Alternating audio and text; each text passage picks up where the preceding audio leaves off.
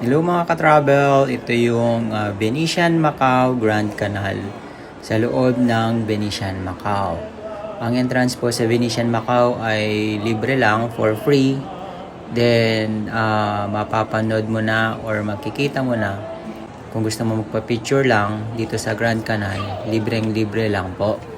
Ang may bayad lang if you wanna ride the gondola, ang bayad po nila ay nasa 115 pataka for weekdays and 120 pataka for weekends.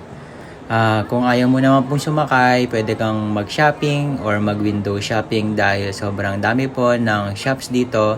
Around 350 shops for luxury items or for other items that you want to buy.